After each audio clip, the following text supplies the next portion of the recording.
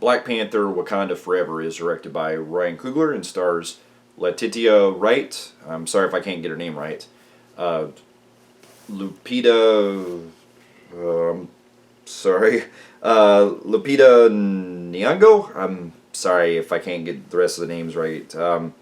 Winston Duke, and among others. And in this story, it deals with the events in Wakanda after, well, if you've seen from the preview, it's not a spoiler, that after the events of the first, Black Panther, where it's been years past, and T'Challa has faithfully has tragically passed away, and it's dealing with the loss of the Black Panther, and a new threat comes in the vein of a villain named Namor, not sure how you really pronounce it, who poses a threat as he's essentially trying to either get Wakanda to either join him or be against him in order to fight, to basically destroy the world and get back the.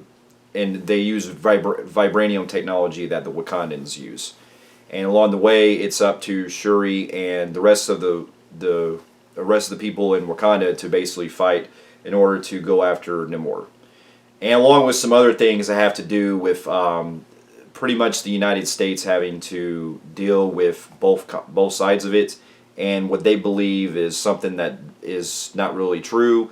And I can't go into spoilers without going into much detail on it, but yeah, it kind of gets a little convoluted in some parts with that, but essentially it's a fact. It all really boils down to Wakanda having to mourn the loss of their king, on top of having to face their new threat. Now, here's a little backstory. Now, this is the latest film in the Marvel Cinematic Universe, and is actually the 30th film now. And if you've been following my channel for a while, you know that I've done a lot of these where I've discussed a lot of the Marvel Cinematic Universe movies, and throughout this phase, it seems like the movies have been ranged from either entertaining to kind of not so good in sometimes. And I've liked most of the films in Phase 4, but I can admit that they even have their flaws from the way that they've presented themselves now with a combination of writing and where they're really going with the universe now.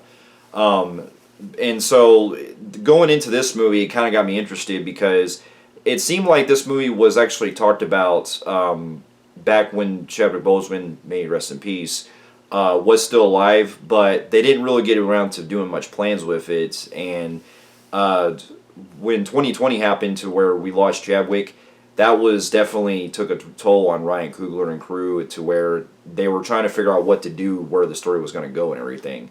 And I liked the first Black Panther, and I always thought that Chadwick Boseman was really great. He really captured the iconic role ever since his debut in Captain America: Civil War. He really brought the character so much, depth to him and so much, charisma and everything. And trying to follow it up with the first Black Panther was always a struggle, because I could see that since he passed that there was like where the series was going to go after that. And like I said, I liked the first Black Panther, but I did have its issues to where I didn't really think it was one of the greatest or anything, but I still liked the movie. And so going into it, I kind of had some speculation of where they were kind of going with the story and going into it, because it was basically having to write it to where in the movie, they basically end up having to mourn the loss of him and his character and everything. And the way they do it, not to jump the gun or anything, but they really do it really outstandingly in this and pay a very honorable respect to his character and his real life legacy. And so going into it, I could see a lot of the intentions that they were trying to do with the movie. And so after upon seeing the film, I can say that I do enjoy this movie. It does have its issues in writing, like the typical movies in the current Marvel Cinematic Universe that I've come to see lately in the current phase. But it does work for the most part in not only a great tribute to Chadwick Boseman, but also advancing the story and piecing together some other things that do up the stakes more and in certain aspects, and then also having to have a great journey that deals with some of the other main characters in the film. And so, to get my pros out of the way, I really enjoyed the cast in this. I thought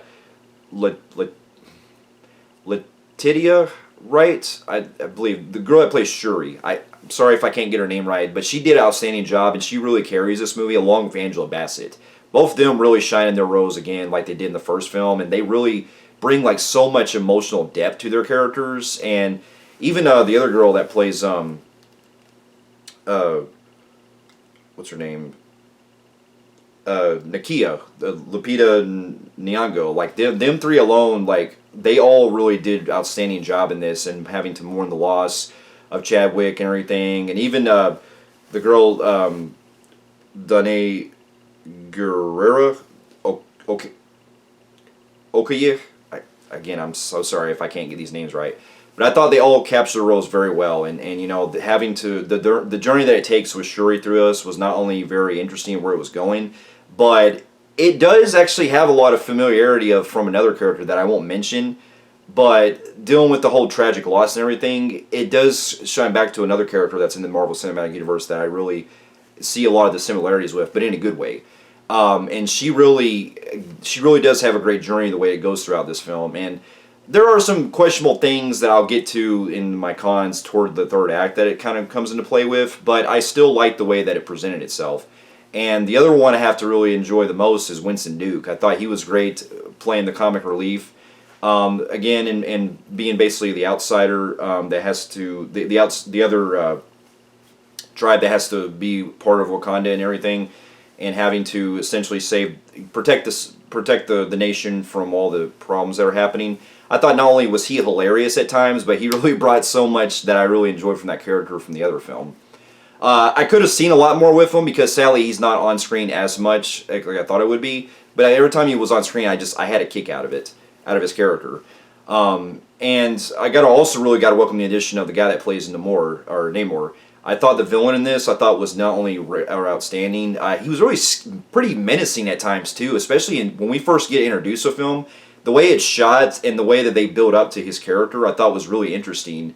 And the backstory they give to him, you could really see the motive that they were going for with how they speak to more about why he's doing what he's doing. And so I enjoyed that aspect. And yeah, there is some certain things to him that they could have really fleshed out more with. That's my only really big issue with him. That could have played more into part of the third act. But other than that, I still really enjoyed this villain. He really brought a whole lot of good menace to the Wakandans, or to Wakanda and everything. So I thought he was great, and I got to really give a big shout out to the way that the cinematography in this is not only very beautiful, especially when we get introduced to the world that Namor takes into where his people come from. I know in the comics I did hear that it was actually supposed to be Atlantis, but probably for legal reasons they can't use Atlantis because it was already in the Aquaman films and it's part of DC. So I can understand why probably they couldn't legally use Atlantis as their name in the film, and they also had to change his origin to, I'm guessing it's from Mayan, and so I can see where they were going for with that. But when they go into this world, it really looks beautiful, and the way it's shot and everything, and just the scenes where it takes place on the beach and stuff, it looks very crystal clear. You know, I really enjoy the way it looks like that. And then I got to really hand it to the action scenes in this. Big shout out to the third act in this, how it was able to make it to where the CGI blends in pretty well and make it to where a lot of the action scenes feel a lot more cohesive and they don't really feel as shaky compared to the first film. Because that is one of my things that I do remember not really being too keen on with the first one, was that there were a lot of scenes where it was either shot in the dark and it was hard to focus at times, or it was moving at such a kind of a frenetic pace that it was just a CGI glob. I'm glad that they toned it down more in this one, and it worked for the most part. And then one of the other big things I got to really appreciate the most is the way the score goes along. And again, when the emotional stuff really hits, especially with honoring T'Challa in this, I thought was not only wonderful, but also the way that the plot also takes itself when it gets toward the third act, I thought was a really good way of really keeping the journey go along with our main characters. And then, other than that, though, I mean, if I had to get into some of my cons, I will have to say that as much as I was really getting into Namor, I did feel like his character did kind of have some things they could have fleshed out a little bit better that played in the third act, because I don't want to go into detail, but there is something that happens when it gets toward the end that I felt like it could have been resolved a whole lot better with. But I'll just leave it there because there's too much stuff I can't get into detail on. And the other big thing I had an issue with is that even though I liked seeing Martin Freeman come back from the first film, and yeah, there's some things that they do explain in the film about his character coming back and things like that and why he's part of it.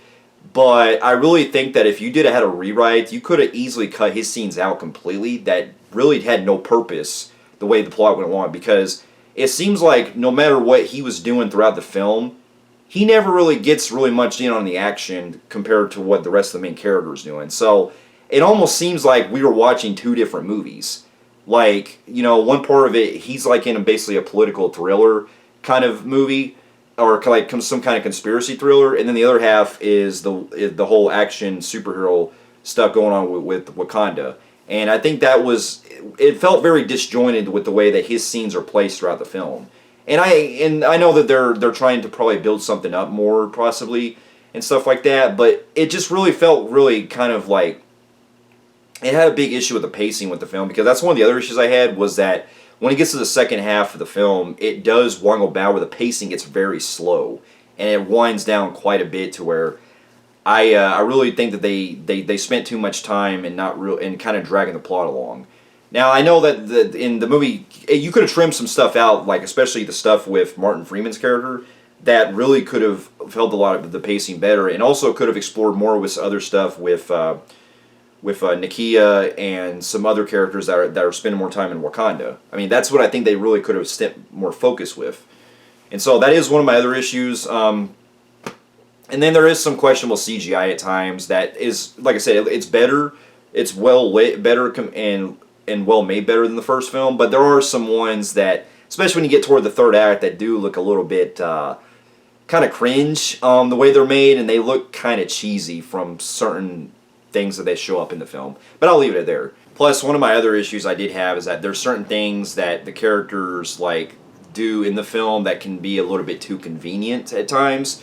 And it has been kind of an ongoing issue with some of the other MCU films as well. But yeah, there are certain things that when the characters are doing things, they get out of situations a little bit too convenient at times. But overall, though, we'll say that this was still a pretty good movie. It's definitely one of the better. It's definitely one of the best Phase 4 films that we've seen, and it's definitely a good one to go out on as far as this universe. And so, other than the holiday special coming out, I am curious to see what else they do with the Guardians of the Galaxy holiday special coming out. I can see as far as the movies, that this being basically the last of the Phase 4. So with that, despite all my issues that I did have with the film, I still really enjoyed it. And with that, I'm going to give it an extremely high, compelling grade on the Film Freaks meter. So, for those of you who have also seen Black Panther, Wakanda Forever, and also the other Black Panther movie, and the rest of the films of the Marvel Cinematic Universe, let me know in the comments below what you thought about it. And thank you so much for watching, and I'll see you in my next review. I'll see you later.